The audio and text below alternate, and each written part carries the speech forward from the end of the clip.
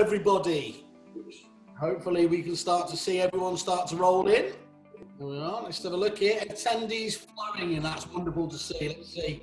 Got Assad joining in. We've got Ian Stratford. Oh, it's a veritable smorgasbord of talent. Welcome everybody here today to the ICG podcast webinar about additional income streams. We're going to wait and warm up for everyone to if you wouldn't mind, could you just mute your lines if you've got other stuff going on, because we want to concentrate on all of the absolute gold dust our wonderful panelists are going to be talking about today.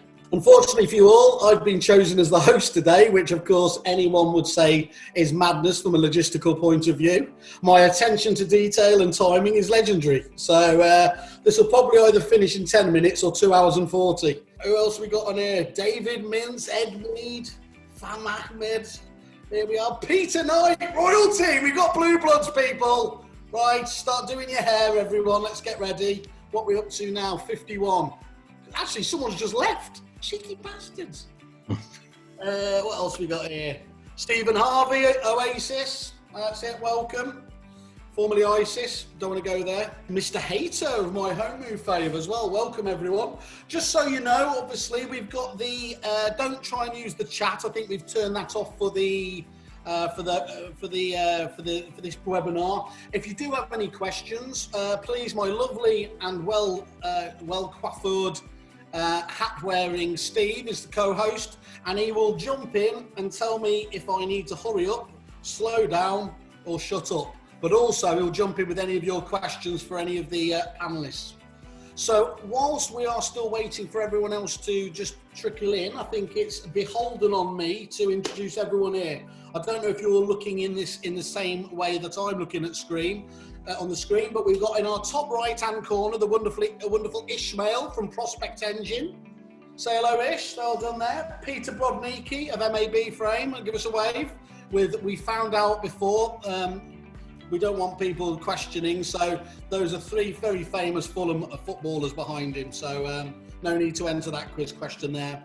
We've got Alex Willis, looking like a classic Tinder profile down below from the Go-To group. Richard James of Swindon, fantastic. What a beard going on there. That's truly impressive there. Paul Conway, hello there, Paul. That's it, looking good. Will you give us a wave, you know. Brian Mansell, Gazelle. Actually, you're all very beardy, aren't you? This is what alpha males do, I suppose, isn't it? And then we get to you, Ryan, little school kid. Hello. Ryan's out there representing the little people. You know, all of the one-office agents, the vibrant agents out there. Boutique, I think you call it, don't you, Ryan? There you are, boutique agency. And sat down there looking like a Bond villain. How are you, Babek? Right, go. Okay, let's get going then. Let's have a look here. We're up to, yeah, we're getting a good numbers in here. I am going to kick off, I think. Well, it's the topic on everyone's list at the moment, isn't it? We're hopefully looking at our glorious leader, Boris, on Sunday, giving us the outline of recovery and how we're coming out of lockdown. So given that that's the case, panel, how will estate agents change post-COVID-19? And we're going to go to kick it all off. Give a big round of applause to Brian, please. Brian, if you could unmute and then dish the knowledge. Yeah, well, hopefully I have unmuted. Someone can tell me if I have, I'm sure. You have, you are good. You're good to go. Sounding wonderful. Excellent. Well, I think the first thing that estate agents will be is cleaner after COVID. Certainly have cleaner hands, put it that way, hopefully like the rest of us. And we'll be walking around properties that will also be cleaner. But I think it's exciting personally, and I think the opportunity for everybody coming out of COVID, from what we've learnt in the last, feels like 5 years of lockdown, is going to provide us all with great opportunity to move our businesses forward. And I've made a couple of notes on this because I've been asked this question, I think we all probably have, by many people. What's going to happen? I didn't say I was original, Brian. I didn't say I was original. I was asked to ask the question. I just do as I'm told. Well, hopefully we'll get some football back, which would be a good start. But certainly from an estate agency point of view, I think the golden thing has got to be much closer to their customers. That's what I think is going to be from my point of view, certainly the agents that I'm engaged with and as an agent myself for many, many years, this time has brought us a lot closer to our customers. It's helped our understanding of their needs. And I think ultimately we've become more helpful. Yeah, and as Ian White told us earlier, our glorious leader, he said, because you're one of those suppliers who was also an ex-agent, you are much better than those suppliers that have never done that before. So there's classic bigotry going on there. It's good to see that's going to survive the post-COVID world. So that's wonderful. And when you said cleaner, that wasn't some sort of critique around people dipping into the client account, just to be clear. No, not at all. No, I mean, in terms of their hands. Good, just wanted to make sure about that. Richard, can you just unmute yourself? And as an agent, could you tell us your point of view? Well, the market, or are they going to fall back? Are agents going to fall back into old habits? Well, I think Brian's absolutely right. I mean, it's about communication and staying closer to your clients, isn't it? And I think the one thing that we've really noticed is, the amount of face-to-face meetings that you now have, like we're doing right now. That's something that's clearly going to continue. So I think, relationship building has become an awful lot easier. And I think this new normal is really helping us to build those kind of relationships with clients a lot better than the default phone call you would always used to have made. Yeah. A lot of agents have been remarking around the country that their competitors ostensibly, I know the shops are shut, but they really seem to have actually stopped doing any activity. Is that true around you? Have the competition seemingly given up the chase for the moment?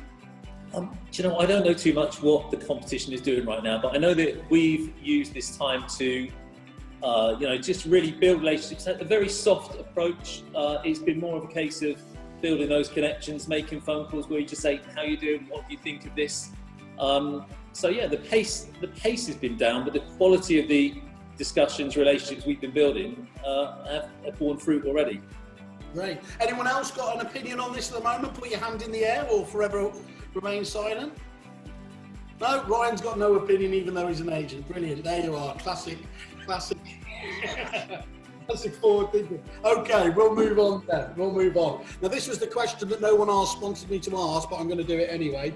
What's the panel's view on are bigger referral fees from conveyancing houses worth it if the service isn't as good? And do we think the public will still prefer to use a separate solicitor? Okay, Babek, could you unmute yourself and just let us know your opinions on that? Sure. Hi, Simon. Hi, everybody. Well, I can't really comment on the quality of service of big conveyancing firms, but I can just tell you about our statistics that we have. When we talk to our customers, about a third of consumers who are using conveyancing services provided by one don't prefer to work with the local conveyancing firm.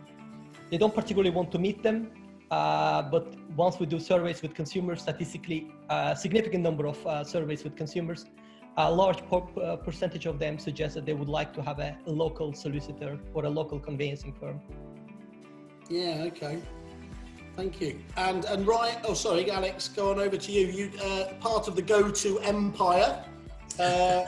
You're one of those very cheeky ICG members that just ticks yourself into every category. Oh, we do that. Okay.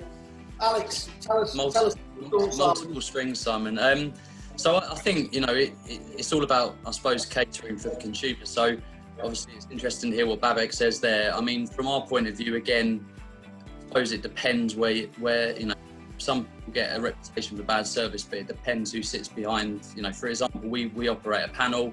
We have good relationships with some firms that obviously do large volume, but through the way we manage them, we use NPS scores upon completion. We manage them on different sets of MI, so we're really proactive in terms of working with them to help support them.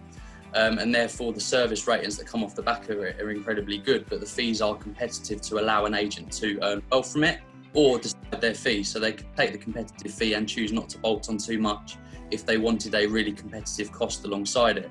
And I suppose just leading on from what Babek says as well, it's all about choice. So when we work with agents, we are able to add local recommended firms onto the panel to give that option, so they can effectively go to someone and say, look, we've got this choice, but we've also got this choice. They're local, they might be slightly more expensive, but at least it's the choice of the consumer then about which one they want to go ahead with.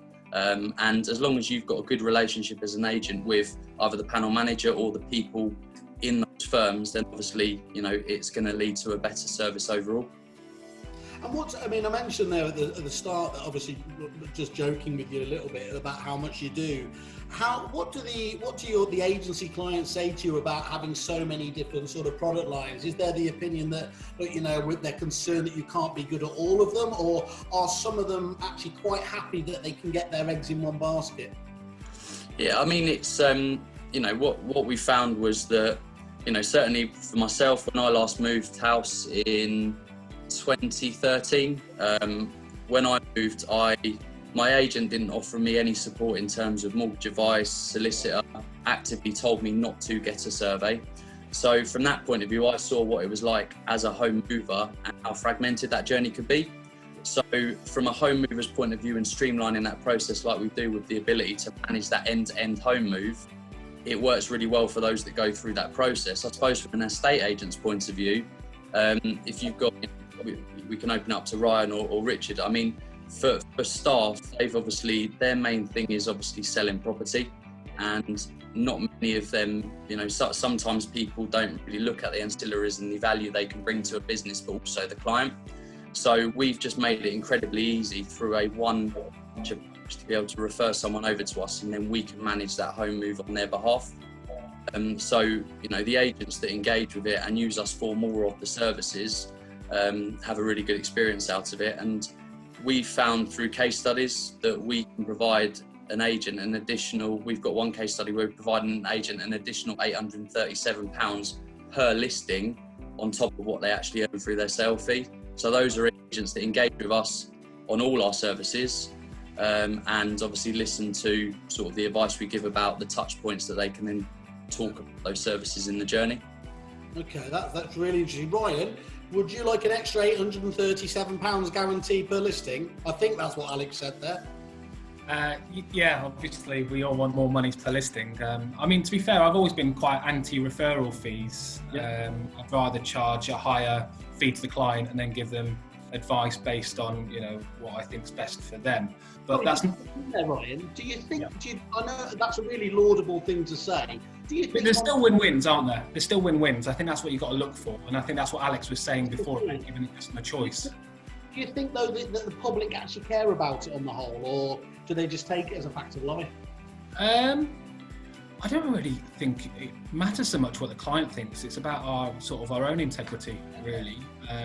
You know, I think it's giving the clients choice. If you can say, look, you know, we recommend to this panel, we do get a referral fee for it if you go with them. We found them to be very, very good, and you've also got a local solicitor. Then you're giving that choice to a client, and I don't think there's anything wrong with that. But I think it needs to be done that way. I think a lot of referral fees are done in an underhand manner and not disclosed, and I think that's where our reputation as an industry suffers sometimes. If you're completely upfront about it and say, we do get paid, but we found them to be very good, it's a win-win, then hopefully the clients are okay with that, and they'll probably really appreciate the honesty and transparency in that. So and I think Alex makes a good point about, you know, giving the client's choice. I think that's what it's all about, really, isn't it? If the client knows you're getting a referral fee and still happy to use that solicitor, then there's no problem with it. Great. Anyone else just to finish on that? Or you okay, Steve? Yeah, we've got a point. Pete Lawrence is in agreement, really. Pete Lawrence from Lawrence Rand in northwest London. What the client wants on solicitors, some are price related and some are service related, but effectively tailor it to the clients. It's quite simple. So, you know, Pete's saying let them choose. Yeah. Self-service is what they want, isn't it? Yeah. Sorry, Brian, over to you. Just a final point, I don't think ultimately it matters about referral fees or not. I think it matters about the service you're providing. If, you know, in financial services, as Peter will testify for many years, brokers charge a fee and they get well paid for it because they're giving good advice that ultimately provides value to the customer. That's all that matters.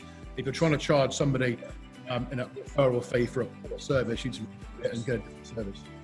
Yeah. It's the old cake, have your cake and eat it, isn't it? First and foremost, get the service right. If there's a referral fee to be made off the back of that, fantastic.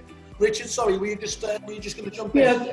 Yeah, I was just going to say one of the things that that we realised, I guess, is people do like the local element. We're literally just moving to a relationship with one of the bigger conveyancing houses that's actually put a solicitor into our head office.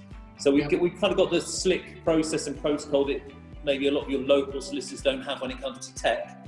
But we've still got somebody physically sat in the office. And I think from where we're looking forward, it's about how you, introduce that lawyer earlier in the process. Get them really, at instruction, build that relationship early doors, rather than get to that point of sale where it's all of a sudden, which way should we steer you? By then, you'd like to think you've already, got somebody on the journey with the lawyer and maybe searches in hand. I think trying to accelerate the transaction is a big focus for where agents should be. That's going to be an exciting. I was going to say, Richard, that's going to be an exciting first week for them. Welcome. Come sit over there in the corner, 10 feet away. That's it. Nice way. Sorry, Richard, you were going to say something. Yeah, I mean, obviously, we look at conveyancing and mortgages as the two big referral routes in a estate agency. What I always find surprising is people refer them both independently, and they tend to be a lot more comfortable with conveyancing than mortgages because it's a bit more personal. But what we found works best is when you talk about both together, legal and financial at the same time. Because actually, although price is important and service and locality and everything else, ultimately, as property experts, I would position it more that, once you find your dream property, we're only half the way there, we need to complete this deal. And you would expect us, wouldn't you, as property experts, to make sure that happens, to recommend the very best legal firms and mortgage firms to ensure that happens. Because if you don't choose the right ones, that's where the delays happen most, and delays cause aborted sales. And so you'd expect us, wouldn't you? And that's right. You should know who the best solicitors are, the best conveyancers, not the best price, the best people to get that transaction done, the best mortgage brokers to get that done. Yeah, excellent points. Okay, guys, thanks for that. I think that's closed that one off pretty well there. Simon, before we move on, Ed's just made a comment. Ed Mead, he said, isn't the issue with referrals not about what's good, but how people are being transparent? The government will ban all. Does panel think agents are being transparent? Anyone got a view? I think that's the point I was making, is about the transparency, really. I think probably consumers don't care so much if you're transparent about it, but I think there's also the perception that that the people that pay the referral fees aren't the best in class, and I think that's where it gets a bit conflicted. Yeah. Are you recommending them because you're just getting a fee, or are you recommending them because you truly believe they're the best supplier for the client? Well, as kerfuffle is entirely driven by referral fees, I can see that.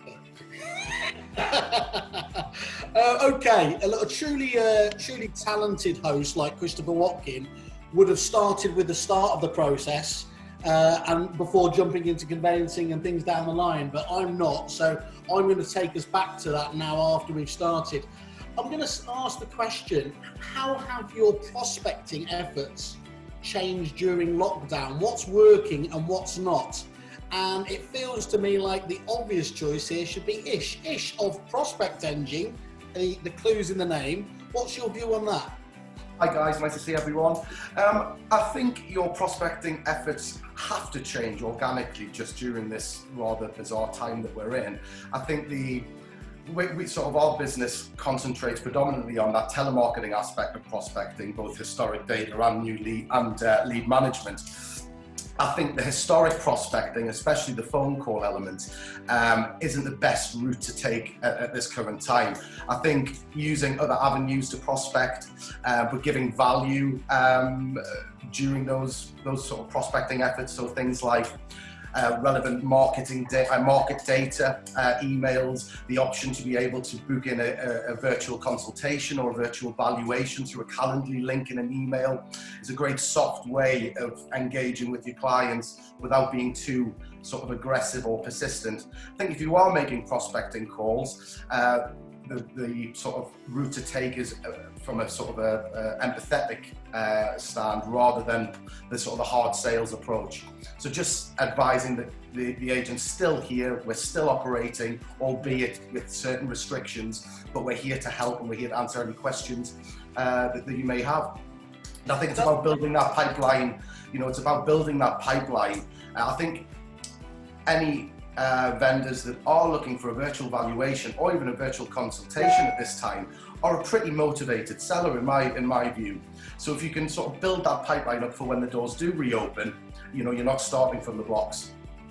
Yeah, it's interesting that, isn't it? I was one of our other members, Akaboom, they were talking the other day, and Matt Nichol, the fantastic agent over in Worcester, he was talking about his conversion rate for actually digital, you know, sort of appraisals at the moment was the same as actually when we're obviously out of this world. And I found that staggering. But then, of course, it occurred to me that if people are engaging, obviously, in this process, they are going to be the hottest of, you'd have thought, hottest of prospects, wouldn't he?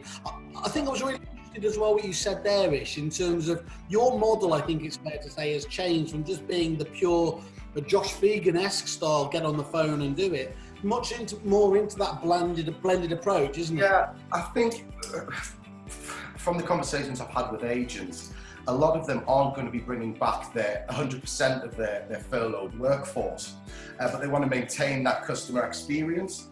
And I've been approached by a number of agents to look at sort of client services departments or client service offerings. But with Prospect Engine being driven towards a sort of a sales or a lettings side of the business, we're looking at sort of joining the dots between different elements of prospecting. So text message marketing, email marketing, email nurture journeys, Facebook lead management, online val management, and sort of tying it up in a big prospecting bow. So you're, rather than just shooting in the dark, so to speak, when you're prospecting historic data with phone calls, you warm them up with a personal email with a home search or a Swift report attached, a Calendly link included in the email, and again with the text messages. It's a much softer approach, and you end up getting a really high conversion rate of pickups for those types of appointments. I mean, we were looking at between 20 and 30%, so from 100 emails, you were getting around 20 to 23, 24 appointments being on the back of that. Now, it will depend on the data set that you're using. These were all relatively recent, pre-COVID vals. So still pretty warm data. What was the subject line? Free vaccination. Indeed. So it's I think this type of marketing will continue, and especially that soft approach where you can actually book in a Zoom consultation. I think is great, and we'll be here to stay. I think that's it. I'm going to jump back to Ryan again, just here for a second, because there's a link there between what Ish was talking about, Calendly, and I think it's fair to say you started using a tool that I've had a lot of joy with, the Video Ask video tool, which is now, I believe, actually allowing you to book appointments via that Calendly, haven't you? And you and I were quite surprised, actually, just how open and receptive your clients have been to that sort of technology.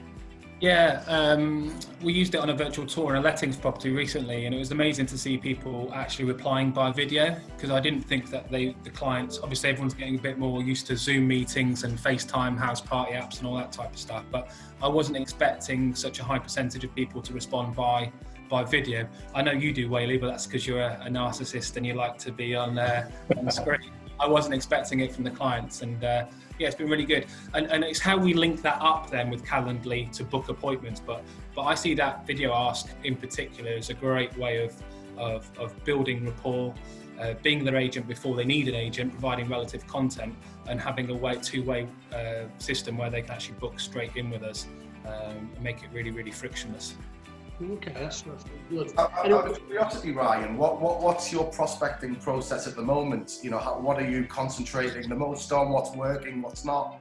I think it's just like many different touch points. You can't keep on phoning them every week because there is no real update. So it's about sharing relevant content. You know, if we get a positive story, I know Ian always seems to send them about that mortgage rates are going down, or this is happening, or we've had a few exchanges go through during COVID. Any information that we can share that's got a positive message, we'll just share it, whether that's a text, phone call, email. And I think sometimes having many different touch points is a great way of keeping it fresh with the client. But we're not really selling, we're just trying to help, do does this help you make a decision? Does this help you make a decision? And if we can keep giving them content and relevant information, I think then that will, will naturally become the agent of choice, because we were there when perhaps other people stopped contacting them. So. Ish, will you please respect the host relationship with the... Ish is doing a better job. I'll let that one slide, but he did mention I was a narcissist. Richard, on prospecting, what's your view on prospecting? Well, I'll be honest, we took a view, I don't know, a month ago. We said we're probably not going to make that many sales during the next month, but we can use the time to go and make a lot of friends again, reacquaint ourselves, just catch up with people that have maybe been languishing the bottom of our database for months, or dare I say even years, catching up with previous completions, and just people are just generally interested how you're doing, what's going on with the market. So I think from our point of view, we've just taken a policy of being visible and being relevant rather than a hard sell. And if people want to put their head up above the parapet and they want to use us, then we're happy to be there. But we've been very, very soft in our approach, as Ishmael mentioned earlier on, and I think that reassurance is been well received. Be visible, be relevant. Got you. Okay. Right. Steve, do you want to go? I just wanted to. It's just I was talking the other day with Ish about you telling us about great ways to create revenue opportunities from applicants who don't have a property to sell. Do you want to just elaborate on that for the audience? Yeah, I mean, I'd like to take credit for this idea. It wasn't mine at all. It was one of our network partners, Mr. Perry Power, and we've worked with Perry for about a year now, lead management as well as prospecting. And he has a wonderful offering, which is a negotiation service for buyers, basically representing the buyer, almost assisting with their home search, but really negotiating the best price with the agent that the client is buying the property from. And basically they enter into a contractual agreement where they take 30% of any saving that they generate for the applicant. So it just gives agents the opportunity to create revenue and business from otherwise service-driven leads. Cool. Okay, thank you for that. Different. And just by the way, Perry Power is doing a webinar on this next week, if anyone wants to get a bit more information on it. Okay, we know there are other webinars. We'll big them up. That's okay. Paul, I'm gonna, because I don't want to get accused of favouritism again, that's always there. I just want to talk to you. Can you just help explain how agents can make more revenue by focusing on shared living? Yep. Yeah, certainly. So I think that the most important part of this is there is a lot more prospecting out there at the moment, but is there a way to analyse your own portfolio to see if extra revenue can be generated? Just like many of your landlords out there just now are looking at their 4 to 10 property portfolio and wondering, is it best to have a family within this home, or should it be 3 sharers, or should it be X, Y, and Z? So really, could you analyse your own portfolio, assess, looking at adding that value to your individual landlords, and go, look, we've got 2,000 in our portfolio, maybe 200 of them in great areas where shared living is great. I mean, we're not talking all the way going to bed sits, etc. We're just talking about friends sharing together on a single tenancy agreement, and trying to figure out exactly what the compliance is behind that, how much it's going to cost to get up to standard for them, and seeing if you can increase the yield for your landlord. Because increasing yield for the landlord gives you a happy landlord, and it also increases your revenue as well. There is a bunch of services you can sell on the back of that as well, but I think if you've got a happy landlord right now, they're more likely to talk about you to other landlords and be happy as well. What success have you had with your clients on that basis? I mean, are there obviously there's always outliers that will perform particularly well. How are they doing? How are you able to handhold them through the process of this? Yeah, certainly. So, yeah, I mean, we've had elements in the last 3 years of serious hand-holding down to no hand-holding, and we've tested lots of different ways, and somewhere in the middle that's where the kind of Uno model sits as a technology platform to assess your kind of costing and capability to turn a property into something of shared living, for example. I mean, we've got agents right now that are, I mean, some serious agents. Obviously, we're partnered with Hamptons and Douglas Gordon, etc. Some good agents in London. But I mean, we've got some agents looking all the way into the shared living model, copying London Shared, copying Lively, etc. And they're making massive money, you know, and they are, but they've got to restructure the whole processes. So, I mean, just analysing their portfolios that we've got for smaller agents, portfolio landlords, institutional landlords, investors, everybody's kind of just asking those questions about where should I make these decisions, or is it wise to make these decisions, and we can pinpoint and help them along the way. So yeah, it's a mix between tech and experts as the Uno platform. And if I was a chippy northerner, which of course I am, you know, I would say that, you know, oh, this sounds like it's something for just London, or, you know, all those other typical, you know, built-up conurbations. What would you do to tell me that I'm obviously entirely wrong on that point? I don't mind if I'm wrong or you're wrong, Simon. I prefer that you're wrong in all cases, Simon. But yeah, I don't mind who's wrong. It is mostly cities. Or travelling to city, commuter towns to cities, where shared living will work.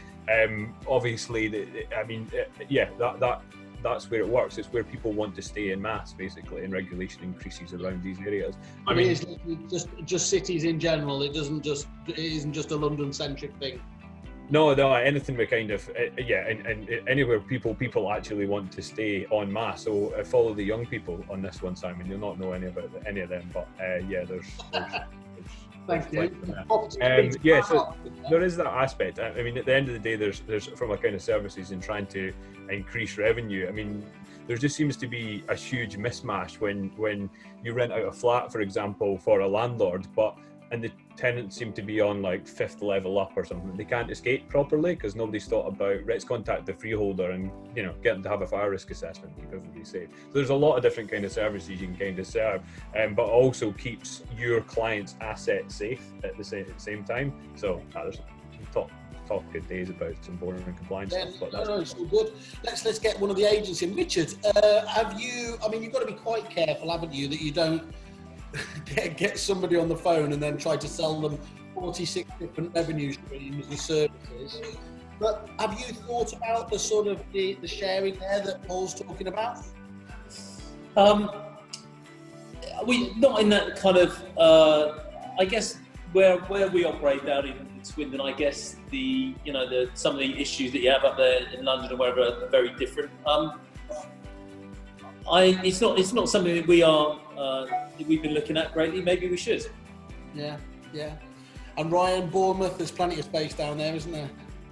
Loads, yeah. We actually just did a couple, but we normally work with HMO providers, so specialise in service accommodation. So we would encourage the landlord to let to them, and then they look after it. It's not our skill set, and it's not, HMO isn't something that I necessarily want to get involved with, but that doesn't mean to say that's not the right thing for the client. And I think that's again what it's about, isn't it? Putting the client first. If they've got a property that's suitable to HMO, speak to someone that knows about HMO and put them in touch with each other. Perfect. Thank you. All right, cheers guys. Peter, how can the MAB proposition adapt to different estate agency business models and their individual requirements? Thanks, Simon. Look, we have to be adaptable. We've definitely taken a specialist approach to achieve the best results for the customer, and that's whether that's specialist tech, advisors, reporting, lead gen tools, etc. So the main thing of how we operate as a business overall is allowing customers to choose how they want to research, receive advice and transact. So that choice is really important right now, not what's important to us. Everything is modelled around the customer and understanding the customer and the journey they're going on. In terms of how financial services is set up, most of you will know exactly the options out there. Obviously, we're on a model which is AR model, where firms want to run their own financial services under us. People like Farrell Haworth, Manning Stainton, Balgores, Romans give you a bit of a geographic sort of split. All built it fully into their DNA.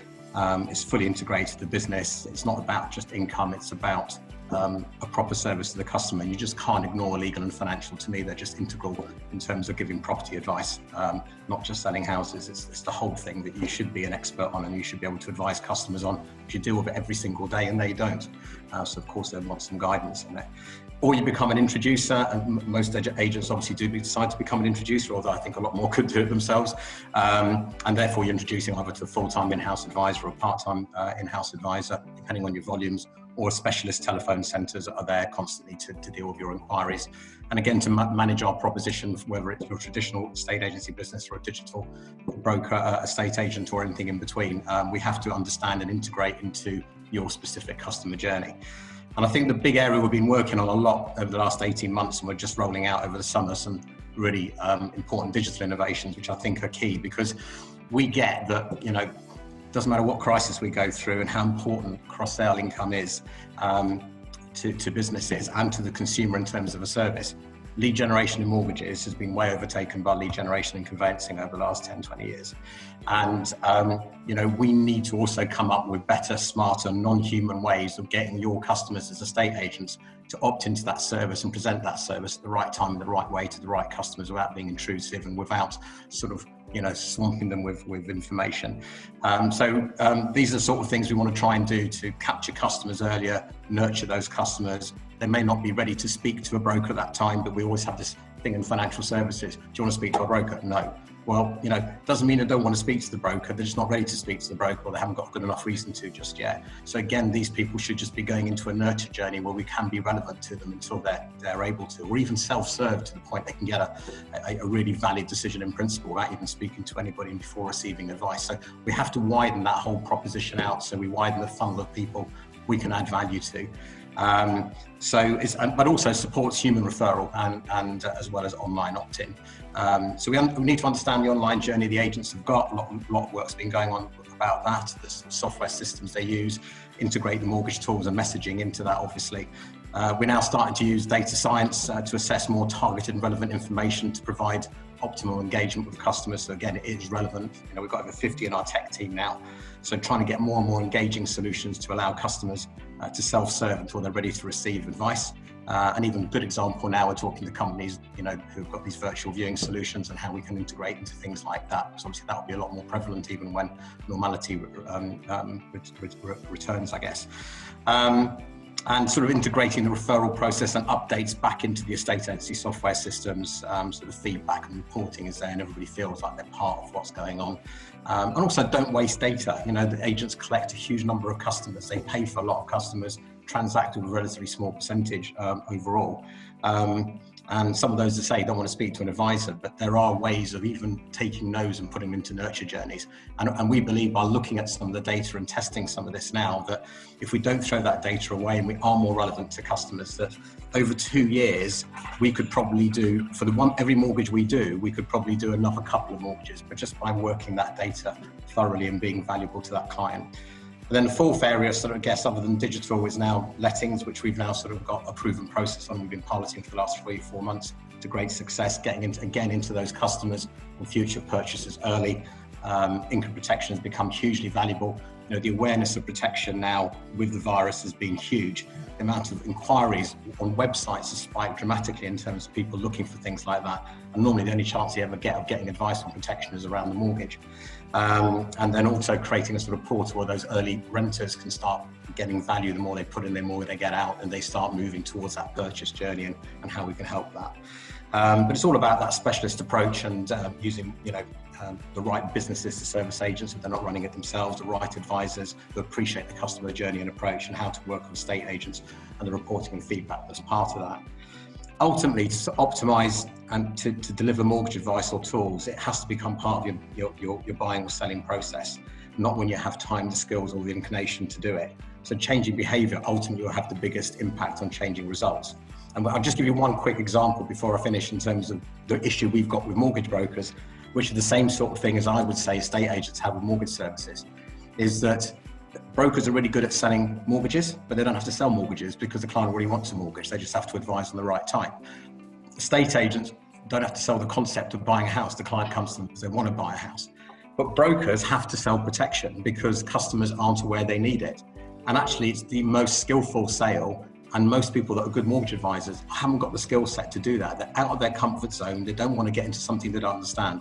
And the same thing typically happens with estate agency and mortgages. So they do the bit they do every day, but a lot of them don't do the bit they should do. And arguably protection is a far more important sale for people than the mortgage, because they know they can get that mortgage in most cases. It's about knowing they can stay in that property regardless of what happens to them. And it's become a really big focus by the regulator. So I think this is a really key part of the proposition, but we need to obviously create new technologies, new systems, new learning of customers.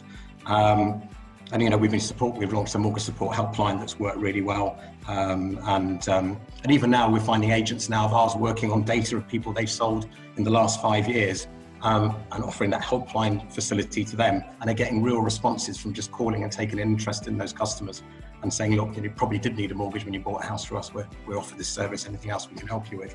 I'm really in the nurture element you're talking about there, and obviously that is an area that many agents find difficult, because let's be honest, when you're looking at referrals for estate agents, it's a bit like whack-a-mole. This month we're going to focus on conveyancing leads, and you do that, and the financial leads go out. And then the next month, you're going to focus on financial lead, and it's feast and famine, isn't it, as you bounce between them. You've got to have that slow nurture campaign to try and tease this out at the right time, and again, really make them come to you as an attraction agent rather than driving a hard sell. Yeah, we've got to be more imaginative of how we engage with customers, and it can't just always be just asking the mortgage question, because the time just could be right. The client hasn't got time, they're not in the right mood. You haven't asked the right way. There could be a million different ways. We can't just throw that person away. There's lots more value we can add to that customer if we're more imaginative about it and learn more about them. And Brian, coming to you in a minute, Alex.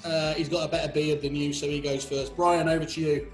Yeah, no, just to pick up on a point for Peter, and mainly for your audience watching this that are agents. From my own experience, I had the privilege of running a very large chunk of your move in my last agency job. And Peter's point earlier on about data and the number of transactions that agents monetize with actual customers is a really important one. We, and I'm speaking, I guess, for many agents here, we looked at the conversions of market appraisals, roughly 40% of the time, and kind of thought that was okay. But actually, one of the areas where we increased volume significantly by helping people was focusing on the 60% of people we didn't transact with, i.e. list a property for, and understand why are they getting us out in the first place. There must be a trigger reason. And I had uncovered the fact that we hadn't spent an awful lot of time really understanding those customers after we'd lost the instruction, but it's okay, it didn't come on the market, was kind of how the agents felt about it. But actually, there was opportunities within that data set to help people, and that's what people have got to get better at. Well, once they've spurned you, it's like sod off, isn't it, really? Let's be there. Alex, you wanted to jump in as well on this.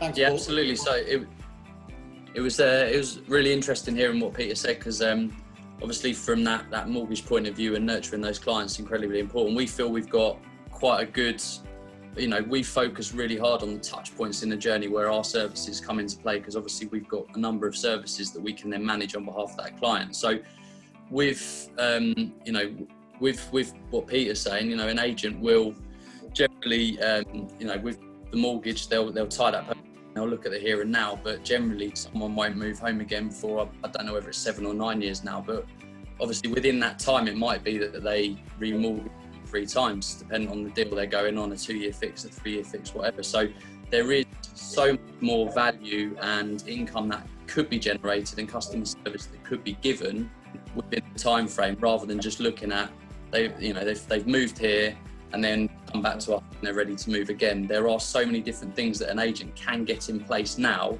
to really understand the requirements of someone from moving house through their whole lifetime in that property or beyond. So just looking at the touch points and how much value you can add, obviously what Peter's been just talking about there. Exceptional. Do Richard, you got something to jump in there?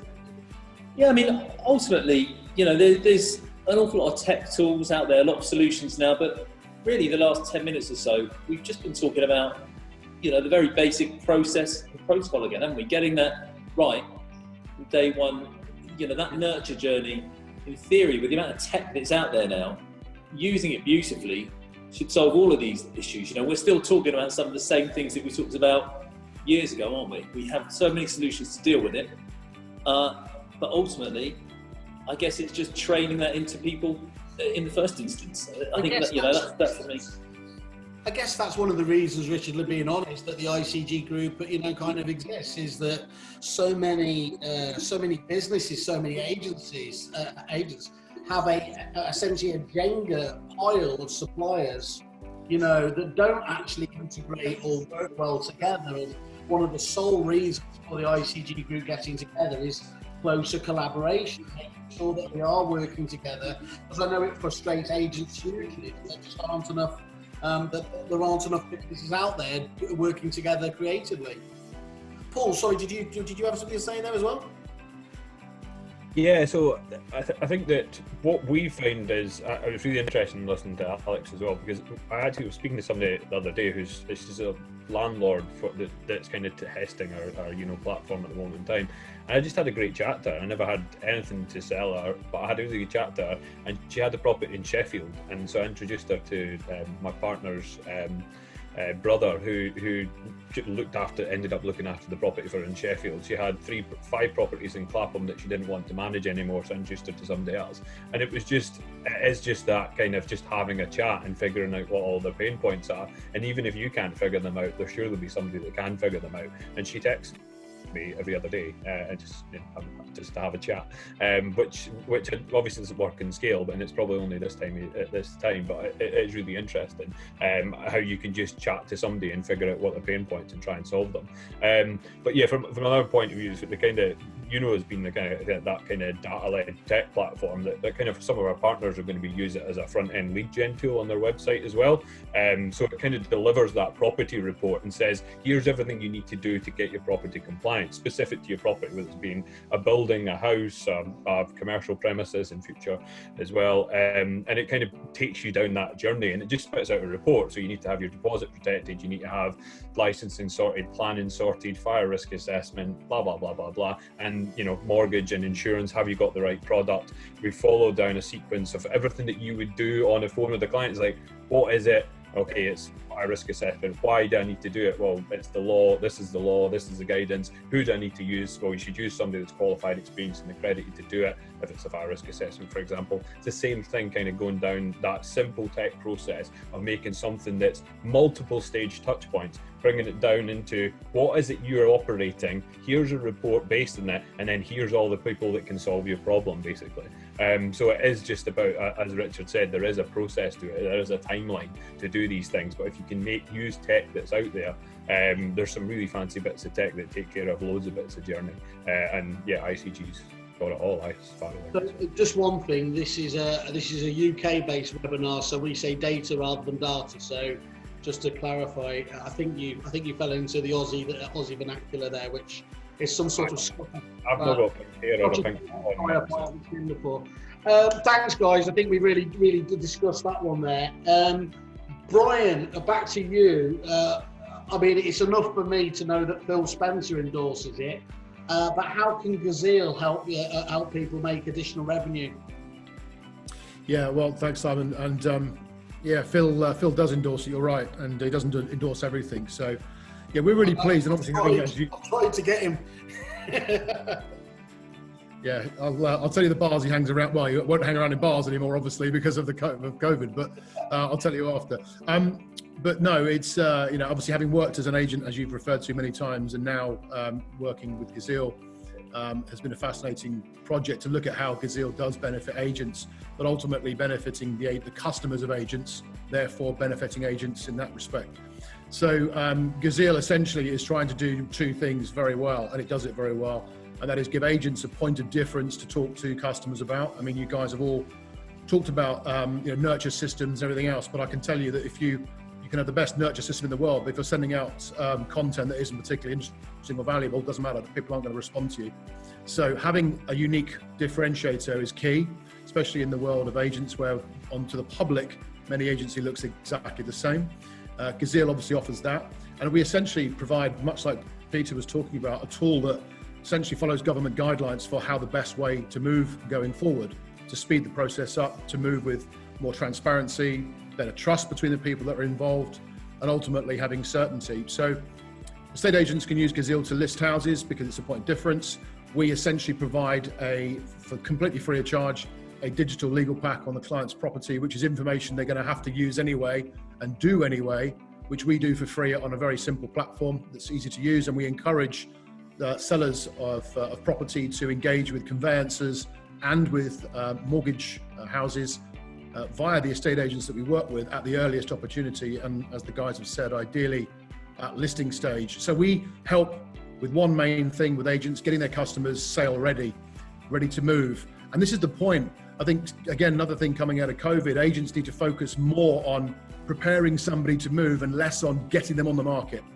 And that's a big difference, I think. This rush to get somebody on Rightmove, as it used to be called, needs to be more focused now, more tailored around preparing somebody for what's to come. And ultimately... It's called Rightmove. I think they are still called Rightmove, to be fair. But obviously, there's a few people hoping they won't be. But I think that's really interesting, that angle there. It's not enough, is it, these days? If the majority of properties that are listed aren't actually selling, there's something crucially broken in the system, hasn't there? Yeah, absolutely.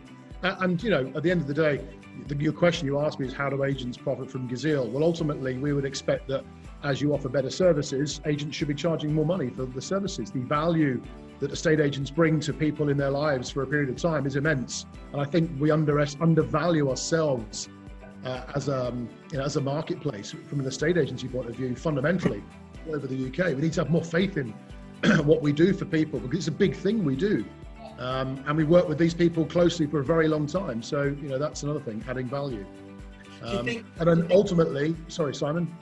I was going to say, do you think that the reason why we are so much better than almost any country in the world at ancillary services is because we have allowed the pressure on just agency fees to drive it down to the, if you like, the bare minimum? So it's led to this requirement to be hyper efficient with extra revenue sources like your good selves.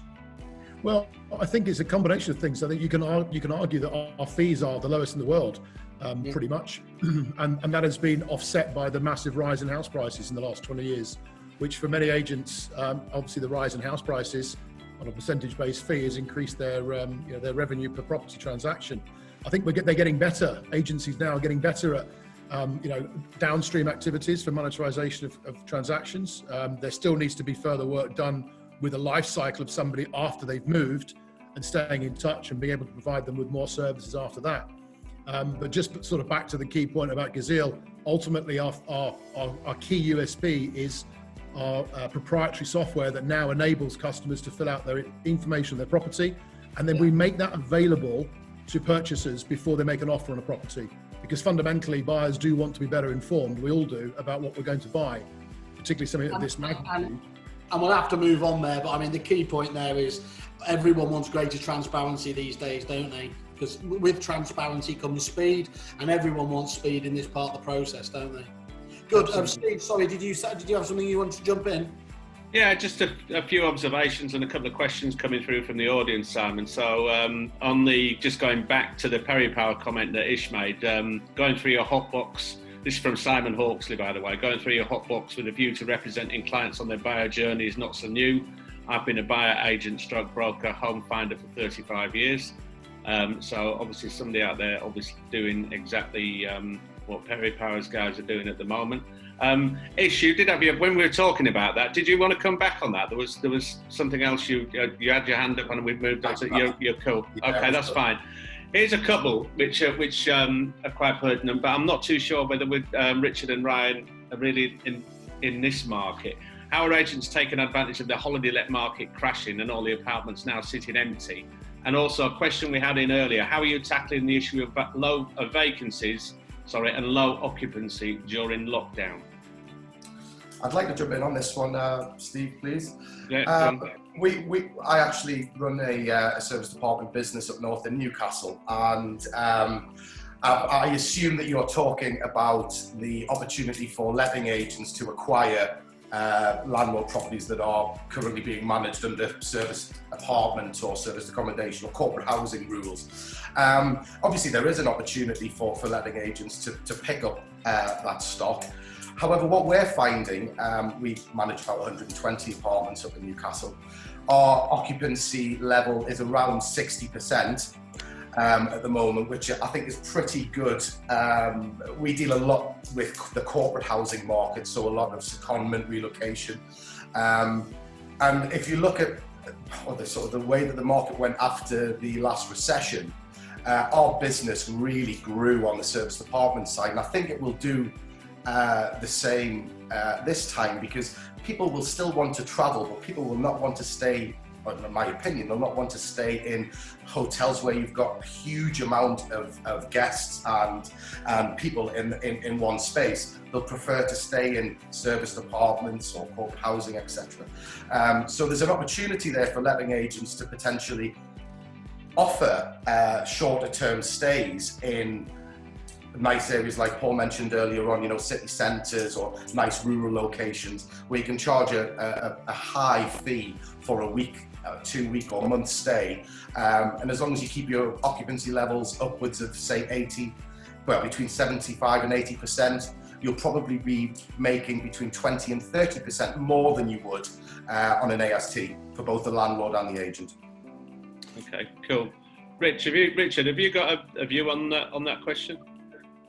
I think where we are at the moment, we've just concentrated, when you talk about taking advantage of that market, we have just concentrated on looking after the existing tenants that we've got. We rent about 2,000 houses out, so maintaining, effectively trying to help those tenants with their rents and things like that is where we focused on.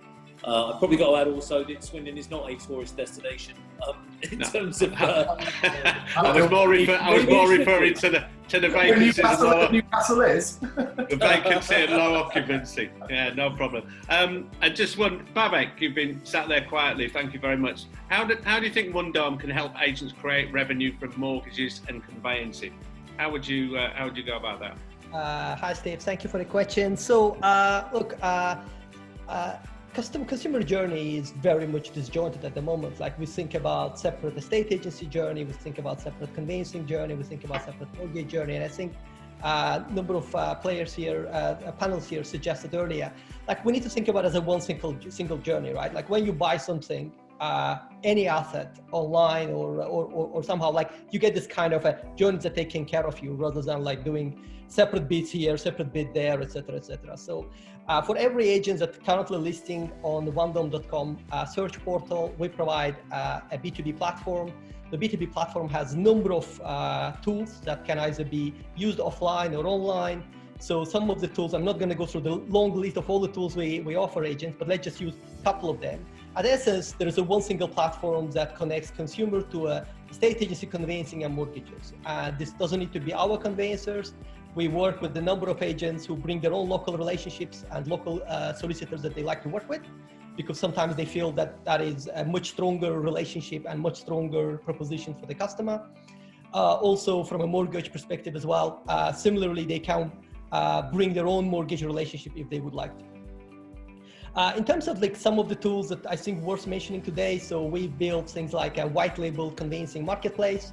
So a conveyancer, an estate agent can go and build his own conveyancing panel consisting of the local or national firms, and who will then help through our nurturing and the digital tools to convert any applicant. Doesn't need to be a person that actually instruct conveyancer, but any applicant, either through website or through other marketing channels that we use, into a potential conveyancing instruction or a conveyancing referral fee.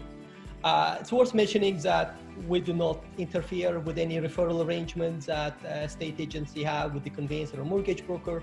That's a commercial relationship between themselves. So we make money from bids actually that do not really impact neither conveyancer or an estate agent. And all these tools obviously are absolutely free for all the estate agents that are listing on OneDome.com. I hope that. Thank you. Good stuff. Simon, back to you, mate. Yeah, Babak, actually, just before you go there, clearly portals, are they ever out the news? But I'm guessing you've been fairly busy recently, haven't you, with a certain portal having some well-publicised PR issues? Well, without going into the PR issues, but yes, absolutely. So it was probably the busiest time we've ever had since launch of OneDome.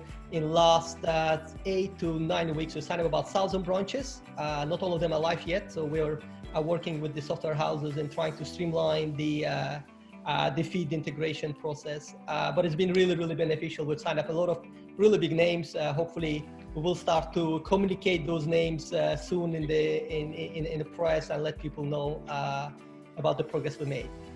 Make sure you do that on the fantastic ICG and Kerfuffle websites. Thank you. Absolutely. I think we'll finish off. We've touched on this a number of times, but Alex was scratching his head a bit there anyway.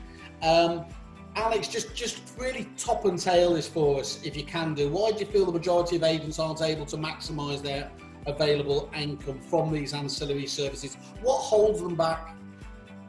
Well, I mean, from my point of view, and obviously meeting a lot of agents, there's numerous factors, and that can depend on the agent. But certainly two things that I see quite a bit are that an agent once said to me that, using a cake analogy like you did earlier, that house sales are like the cake and ancillary income are the icing. So there are some fantastic agents that we know that have great processes in place and do actually generate a lot of income from the ancillary services. But unless managers and negotiators are targeted or incentivized, then that will always fall down in place of obviously the sales and the listings, as it's always likely to do. But if you can target people to get it right, then obviously that can lead to people spending more focus on it and doing the right thing for the customer, being able to offer them that customer journey all under one roof. The side of it is that, again, I regularly meet agents who are really wedded to existing suppliers, through loyalty, through long-lasting friendship, and wouldn't want to sort of cut that tie, so to speak.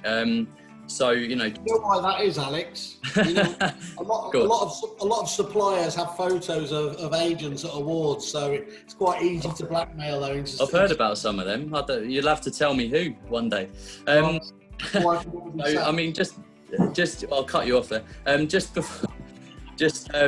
put that in perspective, I met an agent 4 to 5 months ago, so start of the year, who sells approximately 55 houses a month.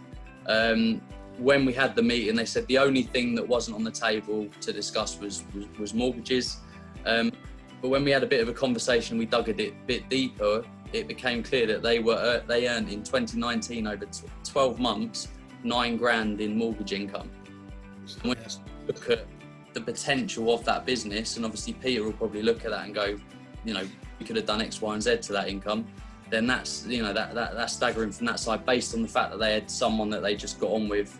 And relationships are of course key, but can they work from a business perspective as well? And I think that's going to be really clear and key coming out of this period.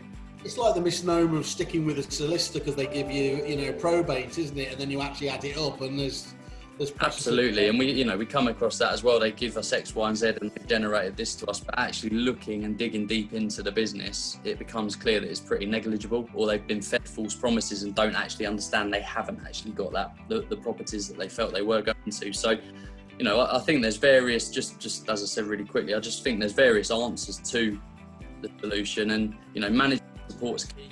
Obviously the leader of the business supporting the ancillary side of the business, targeting individuals' offices. You can make it fun, you can make it competitive, but you're incentivizing people to do it as well.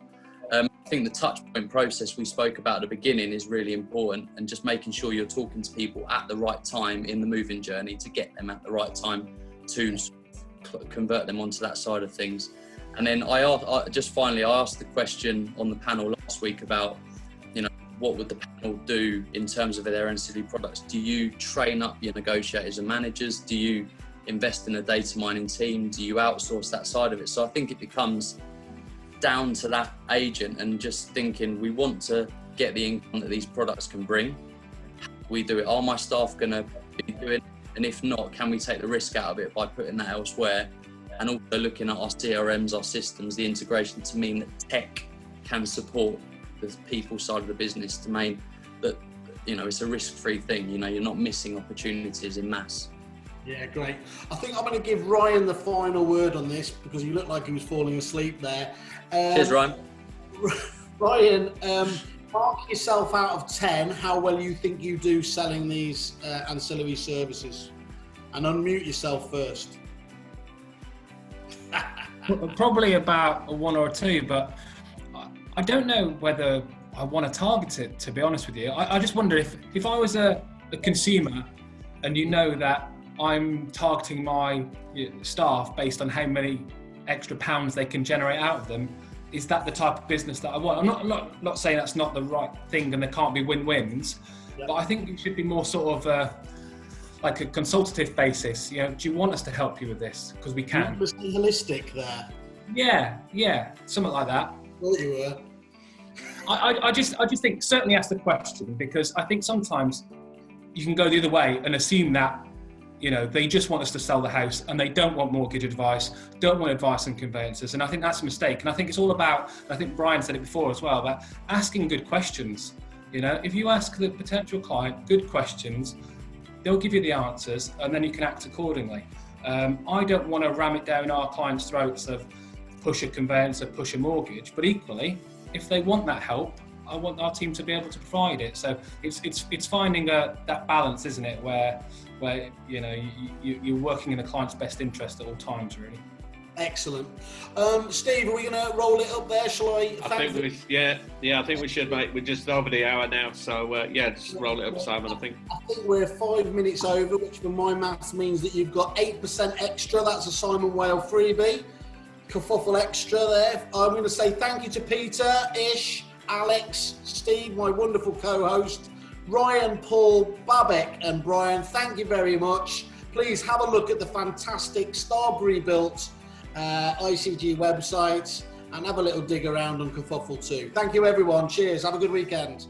Yes, goodbye. Cheers. Bye guys.